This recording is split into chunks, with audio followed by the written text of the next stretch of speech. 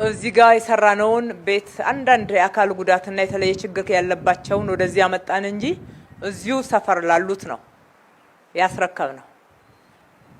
ቀጥሎ ከፊታችን ያለው ለአይንም የማይመች ለኑሮም የማይመች የእሳት አደጋ ሲነሳ የተለያየ ችግር ሲነሳ ለብዙ ችግሮች የከተማችን ነዋሪዎች የሚጋለጡበትን በተሟላ ሁኔታ አካባቢውን መቀየር ስላለብን በኋላም በፊትም ያሉትን ቤቶች እናነሳቸዋለን። ዛሬ ቁልፍ ተረክባቸዋል። ወደዚህ ወደ አዲሱ ህንጻ ትገባላችሁ።